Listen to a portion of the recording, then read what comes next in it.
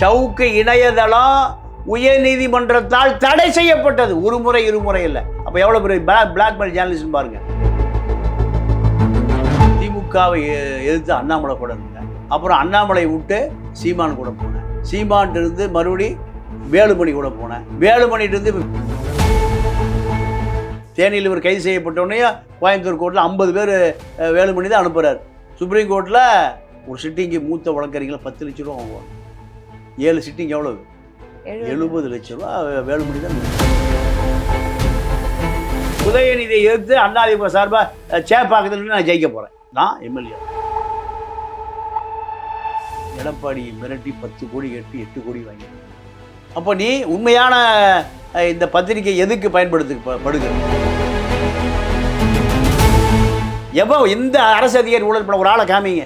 எல்லாருமே பொன்மாணிக்க வேலை போல, ஈஸ்வரமூர்த்தியை போல, ராமானுஜத்தை போல, இப்படி சகாயத்தை போல யாரும் இருக்காங்களா?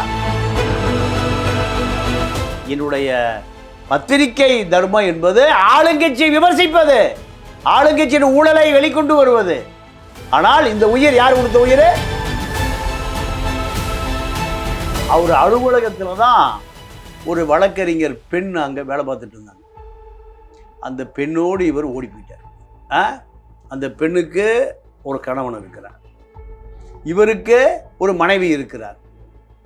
இந்த நபர் நக்கீரன் இருந்தார். அவர் தான் இவருடைய பாஸ். இவருக்கு இந்த பிளாக்மெயில் ஜேர்னலிஸ்டை சொல்லி கொடுத்தது அவர் தான். அவரை இந்த அரசு, போன அரசு, அதிமுக அரசு குண்டர் சட்டத்தில் அடைக்கும். ஸ்ரீமதி கொலை உலகத்துக்கே தெரியாது. அங்கே போய் அவருடைய 25 லட்ச ரூபா பணத்தை வாங்கிட்டு ரவிக்குமார் கடனில் தத்தளிக்கிறார். இதான் செய்தி. அவன் கடனில் இருந்தானா கர்மாதியா போனா என்ன? ஒரு அபலை பெண்ணுக்கு நீதி கூடுறா. 3 முறை போஸ்ட்மார்ட்டம் செய்யப்பட்டிருக்கு. ஆதம்பாக்கம் வீடு 6 கோடி ரூபாய் மதிப்பு. ஏது யார் கொடுத்தா? உனக்கு 6 கோடி எப்படிப்பா கிடைக்குது? இந்த துறையில் இருக்கிற போல தெருக்கோடியில் திடீர்னா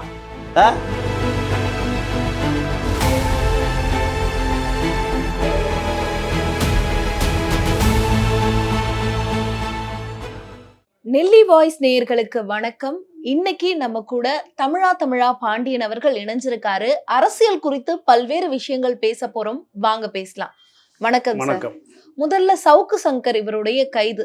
அவர் ஒரு பத்திரிகையாளர், அரசியல் விமர்சகர். இது எல்லாமே நமக்கு தெரிஞ்ச விஷயம். அரசியலை விமர்சனம் செஞ்சதுக்காக தான் அவரை கைது பண்ணியிருக்காங்களா? இவருடைய கைதை நீங்க எப்படி பாக்குறீங்க? இல்லை, இப்போ இவரை பொறுத்த வரைக்கும் இவர் ஒரு ப்ரொஃபஷனல் ஊடகவியலாளர் அல்ல. இவர் ஒரு விபத்தில் தான் இந்த பத்திரிகையாளர் சங்கத்துக்கு அடைக்கலமானார். இவர் லஞ்ச ஒழிப்பு துறையில் ஒரு தட்டச்சர், ஐஜி ஆபீஸில் ஒரு டைப்பிஸ்ட். அவங்க அப்பா இறந்து போயிட்டாரு. அந்த வேலை இவருக்கு கிடைக்குது. இதை தாண்டி இவருக்கும் ஊடகத்துறைக்கும் தொடர்பே இல்லை. இவர் கைது செய்யப்பட்டு சிறையில் அடைக்கப்பட்ட பிறகு இவரை காப்பாற்றிய மூத்த வழக்கறிஞர் விஜயகுமார். அவர் ஒரு பொது உடைமை கம்யூனிஸ்ட் வழக்கறிஞர். அவருடைய தகுதியை நான் சொல்லணும்னா, ஹைகோர்ட்டில் தேர்தல் நிற்பார், வழக்கறிஞர் சங்க தேர்தல் நிற்பார். நீங்கள் அபரிமிதமான ஓட்டு வாங்குவார். அப்படின்னா அவருடைய தனிப்பட்ட அந்த மனிதாபிமானத்துக்கு, அவர் கம்யூனிஸ்ட் சிந்தனைக்கும், ஒரு பொது உடைமை தோழர் என்கின்ற காரணத்தினால இவர் வழக்கிலே போய், சவுக்கு வழக்கிலே போய் வாளென்று ஆஜராகி காவல்துறைக்கு எதிரான வழக்கறிஞர். இவரை ஆழ்நிலை மயக்கத்துக்கு கொண்டு போய் இவர்கிட்ட எத்தனை ரகசியங்களை, ஆவணங்களை வெளியில் விற்று விட்டா என்பதை கண்டுபிடிக்கணும்னு முடிவு பண்ணுறாங்க. கோர்ட்டில் வாதாடுறார். தயவுசெய்து அவருக்கு மூளை சிதைப்பதற்கான முயற்சி நடக்கிறது. இப்படி போராடித்தான் அந்த அந்த நார்கோட்டியான ஆழ்நிலை மயக்கத்துக்கு கொண்டு போய் பதில் வாங்குகிற அந்த முயற்சியை தடுத்தவர் மூத்த வழக்கறிஞர் விஜயகுமார். அவர் அலுவலகத்தில் தான் ஒரு வழக்கறிஞர் பெண் அங்கே வேலை பார்த்துட்டு இருந்தாங்க. அந்த பெண்ணோடு இவர் ஓடி போயிட்டார். அந்த பெண்ணுக்கு ஒரு கணவன் இருக்கிறார், இவருக்கு ஒரு மனைவி இருக்கிறார். இந்த நபர் எங்கே யாரோ கூட்டிகிட்டு ஓடி போயிட்டார். 2வது மனைவி பேர் வேண்டாம், அந்த சகோதரி ஓடி போயிட்டார். அதோடு அவர் விரட்டி விட்ட உடனே இவர் போய் சேர்ந்த இடம் ப்ரெஸ் கிளப். இதுதான் அவருக்கு அடையாளம், பத்திரிகையாளர் என்கின்ற அடையாளம். எந்த பத்திரிகையிலும் வேலை பார்க்கல இவர். அப்போ வெப்சைட் இருந்தது, சவுக்கு வெப்சைட். அதில் அவதூறு செய்திகளை, பிளாக்மெயில் ஜேர்னலிஸ்ட். இவருடைய பாஸே நீங்கள் குண்டாசில் அடைக்கப்பட்ட அன்பழகன் தான், நக்கீரில் இருந்தார். அவர் தான் இவருடைய பாஸ். இவருக்கு இந்த பிளாக்மெயில் ஜேர்னலிஸ்டை சொல்லி கொடுத்தது அவர் தான். அவரை இந்த அரசு, போன அரசு, அதிமுக அரசு குண்டர் சட்டத்தில் அடைத்தது. நீங்கள் உலகத்திலே பத்திரிகையாளர் ஜெயிலில் போடுவான், ஆனால் குண்டர் சட்டத்தில் அடைச்சது இந்த பழைய ப்ரெஸ் கிளப்லேருந்து 3 பேர் அடைச்சாங்க. ஒருவர் அன்பழகன், இன்னொருவர் பானிபூரி விற்கிற 15 கிலோ பாடியை வச்சுட்டு மார்வாடி பையன் கிஷோர் கே சாமி, அவன் பத்திரிகையாளன். அவன் இவருடைய நெருங்கிய நண்பர். மகாலட்சுமியை ஒரு ப்ரெஸ் மீட்டில் உனக்கு HIV இருக்கான்னு கேட்குறாரு. அந்த அம்மா ப்ரெஸ் மீட் கொடுத்துட்ருக்கு. யார்? சவுக்குக்காக கேட்டவர் தான் அந்த 15 கிலோ பானிபூரி மார்வாடி சேட்டு கிஷோர் கே சாமி. குண்டர் சட்டத்தில் அடைக்கப்பட்டார் அவர், இந்த போன அரசு. இப்போ சவுக்கு குண்டர் சட்டத்தில் அடைக்கப்பட்டார். அப்போது இந்த கும்பல் உருவான இடம் சென்னை பத்திரிகையாளர் மன்றம். அப்போ இவர் மீடியாவே இல்லை. மகாலட்சுமின்னு சன் டிவி மகாலட்சுமி செய்தி வாசிப்பாளர்.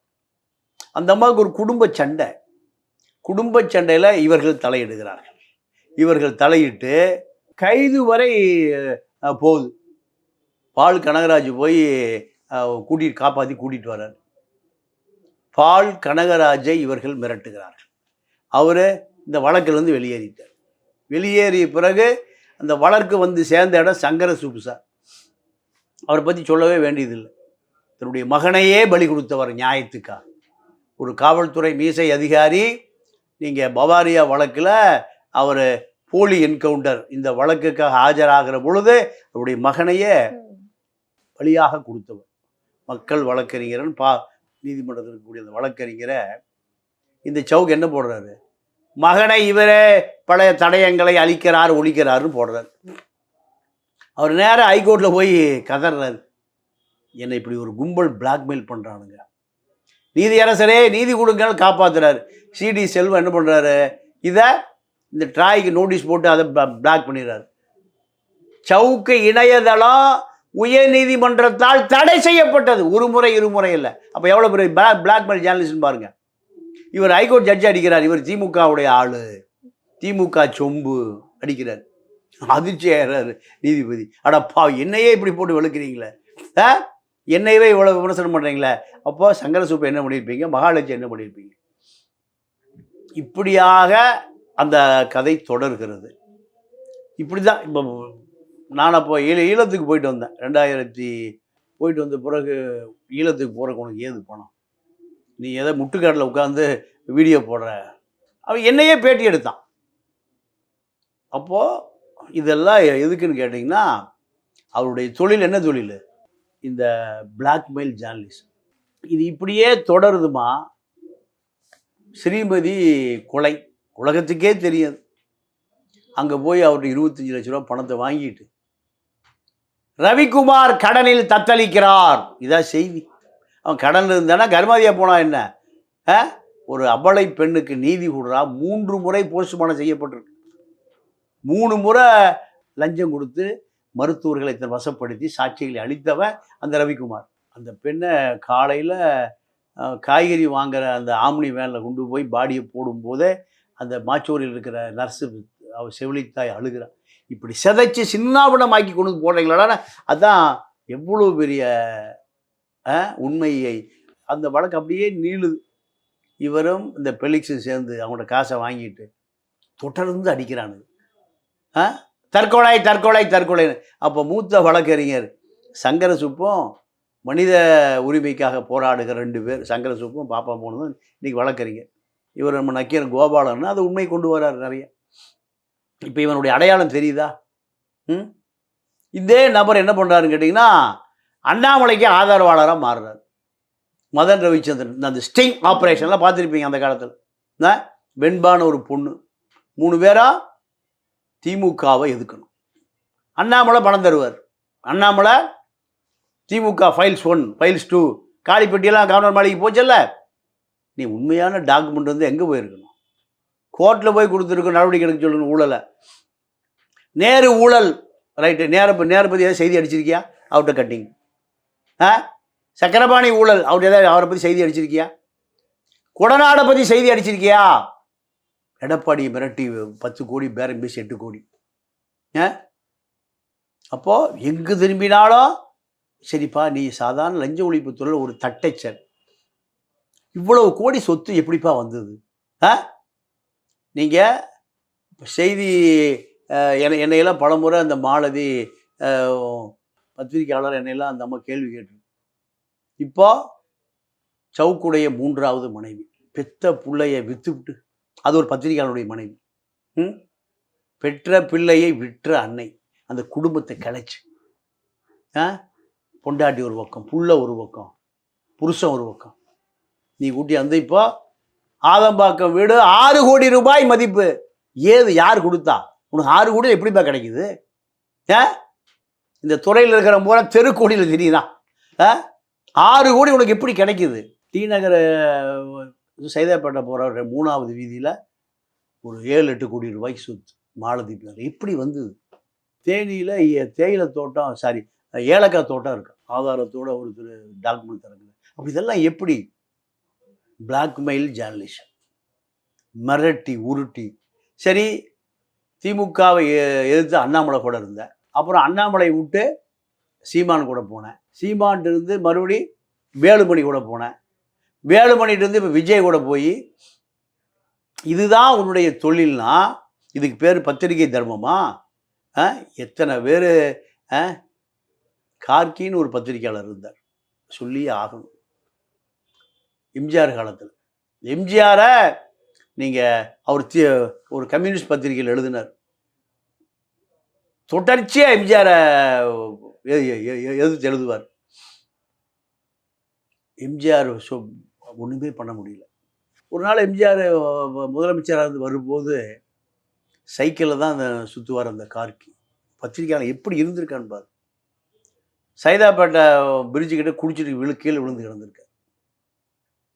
காரில் வந்து எம்ஜிஆர் வெளியெல்லாம் பார்த்துட்டு வந்திருக்காரு. அந்த காலத்தில் கூட்டம் குறைவு தானே, கார்கி மாதிரி இருக்கிறான், போய் பாட்டு வாங்குறாரு. ஆமாம், குடிச்சிட்டு கிடக்கிறான். உடனே கொண்டு போய் மருத்துவமனையில் அனுமதிச்சா கிட்னி போயிடுச்சு. உனக்கு என்ன செலவானாலும் சரி அவனை காப்பாற்றுன்னு யார் அனுப்புகிறாரு? அவங்க அண்ணன் அனுப்புகிறாரு, சக்கரபாணி. சக்கரபாணி கூடவே இருந்து அந்த காலத்துலேயும் லட்சக்கணக்கான ரூபா வீடங்க ஸ்லம்போடில். யாருக்கு? அந்த கார்கிக்கு உயிர் படைச்சிட்டார். உயிர் பிழைத்த பிறகு எம்ஜிஆரை எழுதுறத நிறுத்தலை. எப்படி இருந்திருக்கான் பாருமா ஒரு எம்ஜிஆர் நினைச்சாருன்னா அந்த மாட மாளிகை கூட கோபுரம் இப்படியோ வாயிருக்காம இல்லையா? என்னுடைய கொள்கை கம்யூனிச கொள்கை. உன்னை எதிர்ப்பது, ஆளுங்கட்சியை விமர்சனம் செய்வதுதான் என்னுடைய பிரதான தொழில். அதில் சமரசமே பண்ணிக்கல. திரும்பவும் அதே அதுதான் கார்கி. அப்போ அரக்கை சட்டை போடுறவரை அதுக்கு பின்னாடி முழுக்கை சட்டை போட ஆரம்பிச்சிட்டாங்க. அப்போது சரி விட்டாச்சு. நீங்கள் ஒரு 6 மாத காலத்தில் மரணம், இறந்துட்டார். இறந்த பிறகு நீங்கள் ஒரு சட்டையை கழட்டுற போது பச்சை குத்தி இருந்தார். இந்த உயிர் எம்ஜிஆர் கொடுத்த உயிர் பச்சை குத்தி இருந்தார். என்னுடைய பத்திரிகை தர்மம் என்பது ஆளுங்கட்சியை விமர்சிப்பது, ஆளுங்கட்சியின் ஊழலை வெளிக்கொண்டு வருவது. ஆனால் இந்த உயிர் யார் கொடுத்த உயிர்? எம்ஜிஆர் கொடுத்த உயிர். எம்ஜிஆர் கதறிட்டு வந்தார், அட பாவி, நான் என்னை நீ ஜெயிச்சியடா, உன்னை நான் ஜெயிக்க முடியலடா, உனக்கு நான் வைத்தியம் பார்த்தா காப்பாத்தினேன், நீ என் கூட சமரசம் ஆயிடுவேன்னு நினைச்சேன், சமரசமே ஆகலை. ஆனால் நீ ஜெயிச்சிட்ட, நான் தோத்துட்டேன்னு கதறி அழுதார். அப்போ இப்படியெல்லாம் பத்திரிக்கையாளர் இருந்திருக்கான். இவரை பொறுத்த வரைக்கும் நீங்கள் அங்கே ரெட் அண்ட் ஃபாலோன்னு ஒரு படம் எடுக்கிறாங்க. அந்த படம் அஜய் வாண்டையார் நடிச்சிருக்காரு. இப்போ இவர் என்ன சொல்கிறாரு? இது பூரா ட்ரக்ஸ் மணி, போதையில் கிடைச்ச பல கோடிகளை வச்சு படம் எடுத்திருக்கிறார், இதை நான் எக்ஸ்போஸ் பண்ணுவேங்கிறார். அவன் வந்து மிச்சம் 2 லட்சம் தான் இருக்குது, இல்லை 10 லட்சம் கொடு, சண்டை. இவருடைய அந்த உதவியாளர் அக்கௌண்ட்டுக்கு எப்படி 90,000 வந்தது? அவருடைய நம்பர் தெரியாமல், வங்கி கணக்கு தெரியாமல், ஜிபே நம்பர் தெரியாமல் எப்படி பணம் வந்திருக்கு? 10 லட்ச ரூபா பேசி 2 லட்ச ரூபா வாங்கியிருக்காரு. இதுதான் வழக்கு. அப்போது கருப்புன்னு ஒரு ரவுடி ஜெயிலிருந்து பேசுகிறானா, அந்த ஊடகவில் பார்த்து பிரகாசம் மிரட்டுறானா. இப்படி சமூக விரோத செட்டப்பு, சமூக விரோத தொடர்பு, 2 பேருடைய பத்திரிகையாளருடைய குடும்பத்தை கெடுத்து அவர் மனைவியை கொண்டு வந்து வச்சு ஒன்று தெருவில் தெரியுது ஒன்று. அந்த அம்மாவுக்கு அந்த குழந்தைக்கு ஜீவனாம்சம் கூட கொடுக்கல. 2வது மனைவி, முதல் மனைவி இறந்து போச்சு. 3வது மாலதி. அந்த குழந்தைய மாலதி அந்த பத்திரிகையாளர்கிட்ட கொடுத்துட்டு வந்துருச்சு 35 லட்சம் ரூபாய்க்கு. டைவர்ஸ் வாங்கிட்டு வந்துருச்சு. இதெல்லாம் யாருடைய மூளை? உன்னுடைய மூளை. குடும்பத்தை கெடுத்து பிரித்து, குழந்தைய பிரித்து. அப்போது நீ உனக்கு ஊடகவியலாளங்கிற பட்டை எப்படியா வரும்? ஒரு பக்கம் சீமாங்கிட்ட போய் சேர்ந்துக்கிறது, இன்னொரு பக்கம் வேலுமணிகிட்ட போய் சேர்ந்துக்கிறது, அண்ணாமலைக்கு பின்னாடி இருக்கிறது, விஜய்க்கு பின்னாடி. இதாயா ஊடகவியலாளனுடைய ரோலு? இப்போ யார் பின்னாடி இருந்துட்டு இருக்காரு சார்? இப்போ வேலுமணி பின்னாடி இருந்துட்டு இருக்காரு. வேலுமணி தான் தேனியில் இவர் கைது செய்யப்பட்டோடனே கோயம்புத்தூர் கோர்ட்டில் 50 பேர் வேலுமணி தான் அனுப்புகிறார். சுப்ரீம் கோர்ட்டில் ஒரு சிட்டிங்கு மூத்த வழக்கறிஞர்கள் 10 லட்ச ரூபா வாங்குவாங்க. 7 சிட்டிங் எவ்வளவு? 70 லட்ச ரூபா வேலுமணி தான் கொடுக்குறாரு. இப்போ அடுத்த வேஷம் என்ன தெரியுமா? எம்எல்ஏ ஆகணும். என்ன ஆகணும்? எம்எல்ஏ. உதயநிதியை எதிர்த்து அண்ணாதிமுக சார்பாக சேப்பாக்கத்தில் நான் ஜெயிக்க போகிறேன். இப்போ அதுதான் அவருக்கு. ஏன்னா அவங்க மச்சான் தங்கச்சி கணவர் சசிகாந்த் சேர்ந்து எம்பியாக இருக்கார். நான் எம்எல்ஏ ஆகும். அவர் இப்போ அவர் நேர்மையான மனுஷன், அவரை ஒன்றும் சொல்கிறதுக்கு ஒன்றும் இல்லை. இவருக்கு இப்போ என்ன ஆசை? எம்எல்ஏ ஆகணும். இது யூடியூப் போடுறதுல என்ன சட்டசபையில் நான் பேசிட்டு அதை யூடியூப் போட்டேன்னா பல லட்சக்கணக்கான பேர் பார்ப்பான். இந்த திட்டம் வந்த பிறகு தான் நீங்கள் கட்டுப்படுத்தவே முடியல. திமுகவை உதயநிதியை எதிர்த்து தான் சேப்பாக்கத்தில் நின்று அதிமுக சீட்டு கொடுக்கலனா சுயேட்சையாக நிற்க போகிறேன். வேலுமணிகிட்ட இருந்து ப்ரெஷர் கொடுக்குறாரு. கொடநாடு வழக்கை நீ பேசியிருக்கியா? எடப்பாடியை மிரட்டி 10 கோடி கட்டி 8 கோடி வாங்கியிருக்கேன். அப்போ நீ உண்மையான இந்த பத்திரிகை எதுக்கு பயன்படுத்தப்படுகிறது? மிரட்டுவதற்கு, பிளாக்மெயில் பண்ணுவதற்கு. இதான் ஊடக அறம். எத்தனை பேர் வறுமையில் செத்து போயிருக்கு அந்த ஊடகத்தை நேசிச்சு. எனக்கு தெரிஞ்சு பாலு, நாத்திகம் பாலு, எனக்குரிய அவர் 80 வயசில் இறந்தார். பெரிய ஜாம்பவான். கடைசியாக அரசு கொடுத்த அந்த உதவித்தொகையில் தான் வாழ்ந்தார், மாத்திரை மருந்து போட்டுட்டு. ஹபீப் நீங்கள் 60 ஆண்டு காலம் தினமணியில் வேலை பார்த்தவர். நிர்வாகத்துக்கும் தொழிலாளிகளுக்கு சண்டை வந்த பிறகு பத்திரிகையாளர் வேணுமா முதலாளி வேணுமா? எனக்கு பத்திரிகையாளர் தாண்டா வேணும். வேலையை தூக்கி எறிஞ்சிட்டு வந்தார். கடைசியில் வறுமையில் தான் இறந்தார். எனக்கு தெரியும். ஹோம் செக்ரட்டரி மாலதி சம்பளம் வாங்கிட்டு அவர் வந்து பார்த்துட்டு பழங்கள்லாம் வாங்கி கொடுத்துட்டு போவாங்க. வயசான காலத்தில் வந்தது யார்? தமிழ்நாட்டினுடைய உள்துறை அமைச்சர், உள்துறை செயலாளர். அப்படின்னா அந்த அம்மா அவரை எத்தனை ஆண்டு காலம் கவனிச்சிருப்பாங்க. நேர்மையா, நியாயமா. அண்ணாவுக்கு அறிமுகமானவர், காமராஜுக்கு அறிமுகமானவர், கருணாநிதிக்கு அறிமுகமானவர் ஹபீப். அண்ணா பதவியேற்று காரில் போகிறாரு, போஸ்டர் பார்க்குறாரு, காரை திருப்ப சொல்கிறாரு, நேராக தலைமைச் செயலகத்துக்கு வராரு. ஹபீபே நேராக வாயா. ஹபீப் வராரு. தினமணியினுடைய ஆசிரியர். ஏதாவது என்கிட்ட சொல்லியா, போஸ்ட் அடித்து மக்கள்கிட்ட கொண்டு போகாதையா. அண்ணாட்ட உதவி கேட்டிருந்தாருன்னா மாட மாளிகை கூட கோபுரம் எங்கேயோ போயிருப்பார். கடைசியில் எம்எல்ஏ ஹாஸ்டல் அறையில் இருந்தார். இப்படி எவ்வளோ பேர் தியாகம் பண்ணியிருக்கான். ஆனால் நீ இந்த தியாகத்தை பூரா கோடிகளில் குவித்து உன்னோட 3வது தோழிக்க கோடிக்கணக்காக சொத்து இருக்கிற கோடிகள். இந்த டி நகர் கட்டடம், ஆதம்பாக்கம், தேனியில் இப்படி. அப்போ இதெல்லாம் எப்படி கிடைச்சிருக்கும்? கள்ளப்பணம், சமூக விரோதி கொடுத்த பணம், பிளாக்மெயிலில் கொடுத்த பணம், இப்போ இவர் மிரட்டுறாரு இல்லையா சார்? அப்ப இவர் கையில இருக்கிற ஆதாரங்கள்லாம் உண்மையா? சரியான முறையில எல்லாம் ஊழல் பண்றாமா, எல்லாம் ஊழல். எவமா ஊழல் பண்ணாம இருக்கான்? எவன் எந்த அரசு அதிகாரி ஊழல் பண்ண? ஒரு ஆளை காமிங்க. எல்லாருமே பொன்மாணிக்க வேலை போல, ஈஸ்வரமூர்த்தியை போல, ராமானுஜத்தை போல, இப்படி இப்படி சகாயத்தை போல யாரும் இருக்காங்களா? எங்கே அப்படி பார்த்துருக்கீங்களா? காலையில் போகும்போதே பையில் என்ன கையில் என்னன்னு தான் அதிகாரி பூரா வர்றான். ஊழலை ஏதாவது அரசியல்வாதி பண்ண முடியுமா? அரசியல்வாதிகளுக்கு திட்டம் போட்டு கொடுப்பதே யார்? அதிகாரிகள் தானே. இதை தெரிந்து வைத்து கொண்டு பிளாக்மெயில். எனக்கு கோடி கொடு, எனக்கு கோடி கொடு. நீங்கள் காசா கிராண்டு மேனேஜரு போய் கைகட்டி நிற்கிறாருன்னு எப்படி கைகட்டிப்பார்? சவுக்கோடு இருந்த பழைய உதவியாளர் இந்த சொல்கிறான். ஏன் லியோ ஒன்று விட்டு ஓடி போயிட்டாரு? முத்தலிப்பு ஏன் ஓடி போயிட்டார்? நீ செய்கிற வேலையை பார்த்து நம்மளே குண்டசரத்தில் போக முடியாதுப்பா, தப்பிச்சு ஓடியே போயிட்டு. நீ சரியானவராக இருந்தால் உங்களோட கடைசி வரைக்கும் பயணம் பண்ணுவானா இல்லையா? நக்கீரனில் வேலை பார்க்குறவன் சாக வரைக்கும் அங்கேயே இருக்கான், பார்த்தீங்களா? அது அவர் கோபாலனை விட்டு எவனும் போகவே மாட்டான், விரட்டி விட்டாலும் போக மாட்டான். ஏன்? அதுதான் ஊடகத்துக்கான தொடர்பு. உன்னோட இருந்தவன் யாருமே இல்லை, அவ்வளவு தப்பிச்சு புதுசாக பிடிச்சிட்டு. இப்போ இருக்கிறவன் பூரம் புது இளைஞர்கள். அவன் தெரிஞ்சுன்னா அவனும் தப்பிச்சு ஓடிடும். எப்படி 90,000 ரூபா அந்த அக்கௌண்ட்டுக்கு வரும்? அக்கௌண்ட் நம்பர் கொடுக்காம, பேசாமல், போடாமல் எப்படி வரும்? அப்போ இது அவருடைய ப்ரொஃபஷனல் தொழில். இதுக்கு தான் சிறைப்படுத்தப்பட்டு இருக்கிறார். 30 வழக்கு நிலுவையில் இருக்கு, எல்லாமே ட்ரக்ஸ். நீங்கள் கமிஷனர் அருண் இருக்கார்.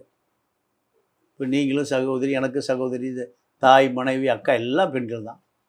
காவல்துறை பெண் அதிகாரிகள் பதவி உயர்வுனா அருணுடைய படுக்கைக்கு போகணும்னு சொன்னானா இல்லையா? அப்போ நீ ஒரு மனநோயாளியா?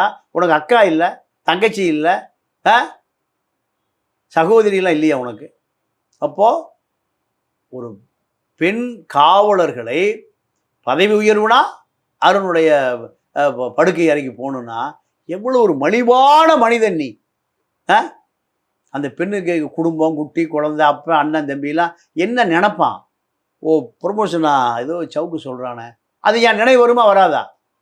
அப்போது நீ ஒரு சராசரி மனிதன் கூட இல்லையே. உன் மீது எத்தனை வழக்கு போட்டான்னு. இந்த துறையிலிருந்து நீ அகற்றப்பட வேண்டிய நபர்.